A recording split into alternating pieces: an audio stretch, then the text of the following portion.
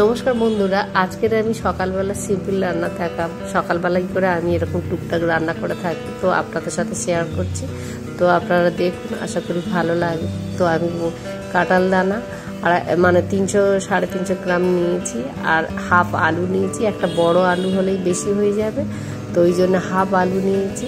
তো চন্দ্রমুখী আলু নিয়েছি। তো কেননা আলুটা কিসের জন্য আমি দিচ্ছি, এই কাঁঠাল দানা শুধু অনেকেই খায়, কিন্তু সেটা একটা খটখটে ভাব হয়, তো ওই জন্য তার জন্য আমি আলুটা দিয়ে করব। তো এই আলুটা দিয়ে করলে খাওয়ার সময় যে নরম ভাবটা যেটা থাকবে সেটা থাকবে, কিন্তু শুধু কাঁঠাল দানাটা যেই মাখা হয়ে যায়, তো অনেক সময় আমরা করেও দেখেছি যেই মাখা হয়ে যায় তখন কাঁঠাল দানাটা মানে খটখটে ভাব থাকে, মানে যেরকম ডাল সিদ্ধ যদি না জল থাকে তো তখনই ডালটা খটখটে হয়। তো ওই জন্যই আমি আলুটা দিলে, অনেক জিনিসই আলু দিতে হয়, যে একটা বড়া টড়া করলে অনেক সময় কলার কোপ্তা টোপ্তা আমরা করি, শুধু কলাটা যদি করা হয় সেটা শক্ত শক্ত হয়ে থাকে, ওর জন্য আলুটা দেওয়া হয়। তো তেমনই এইটার মধ্যে আমি একটু আলু দেবো।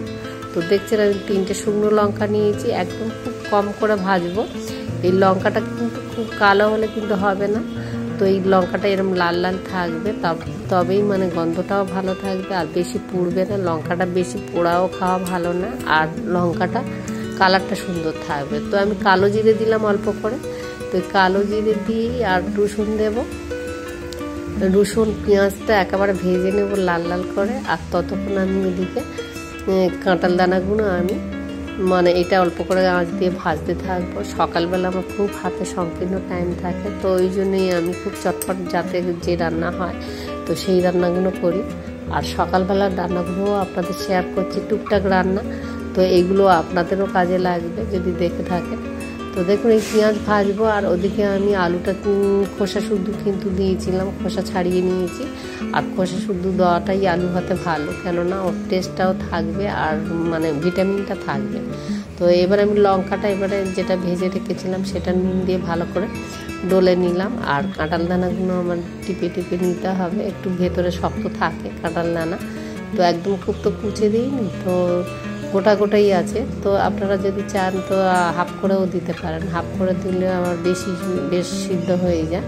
তো আমার দেওয়া হয়নি, এতেও কোনো অসুবিধা নেই, একটু টিপে নিতে হবে। তো দেখুন আমার পেঁয়াজটা লাল লাল করে ভাজা হয়ে গেছে, আমি গ্যাসটা অফ করে দিলাম। দিয়ে আমি ওর সঙ্গে এবারে আমি দিয়ে দেবো ওই কালো জিরে তেলটা, ভাজা তেলটা। কাঁচা তেল খেলে গ্যাস হবে, তো একটু তেল সামান্য লাগবে, যে পেঁয়াজের তেলটুকুই দিলেই হবে। তো আমি এবার ভালো করে মেখে নেব।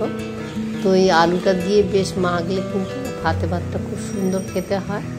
তো মানে যেটা আলু চখা বলে, সেই আলু চখার মতনই গন্ধ হবে, মানে পেঁয়াজ ভেজে নেওয়া হয়েছে, রসুন ভেজে নেওয়া হয়েছে, খুব দারুণ কিন্তু খেতে লাগবে। আর এই ভাত হলে একটু ডাল যদি হয় তো ব্যাস একদম মানে খাওয়া জমে যাবে। তো আপনারা এরকমভাবেই আলু দিয়ে কিন্তু কাঁঠাল দানা করে মানে আপনারা করেছেন কি জানি না, যদি খেয়ে থাকেন তো তাহলেই বুঝতে পারবেন। তো এরকমইটা বেশি ভালো লাগে। তো কাঁঠাল দানা যেমন করেই রান্না করেন না কেন সবাই বাড়িতেই খায় মোটামুটি। বাচ্চারা হয়তো খেতে চায় না, যারা টেস্ট বোঝে না, কিন্তু বড়রা সবাই মোটামুটি খায়। তো একটু ঘুরিয়ে যদি করা হয়, তো আমি কাঁঠাল দানার রান্নাও দেখিয়েছি আপনাদের, তো সেই রান্নাটাও আপনারা দেখে নিতে পারেন আমার চ্যানেলে। তো আমি এটা সিদ্ধ মাখাটা একটু দেখাচ্ছি। তো দেখছেন আমার বেশ ওই হাফ আলু দিয়ে আর ওই কাঁঠাল দানা 300-350 গ্রাম কাঁঠাল দানা, তো সেইটাই আমার 250 গ্রাম কিনেছি, আর একটু ছিল ওই জন্যই মাপেই বললাম। তো দেখেন অনেকটাই করে 4টে নাড়ু হয়ে যাচ্ছে। তো এইটা সকালবেলা আমার মেয়ে একটু ভাত দিয়ে খাবে, আর বেলায় আমরা খাবো ডাল দিয়ে। আজকে সেরকম কিছু রান্না হয়নি। তো আপনাদের যদি এই ভাতটা কাঁঠাল দানা ভাতে যদি পছন্দ হয়ে থাকে সিদ্ধ, তো আপনারা একটা প্লিজ লাইক করবেন আর আমার পাশে থাকবেন। তো আপনারা এরকম করেই খাবেন। আপনারা সুস্থ থাকুন সব খেয়ে। আবার আপনাদের সাথে দেখা হচ্ছে অন্য কোনো দিন নতুন ভিডিও নিয়ে। টাটা বন্ধুরা, আজকের মতো।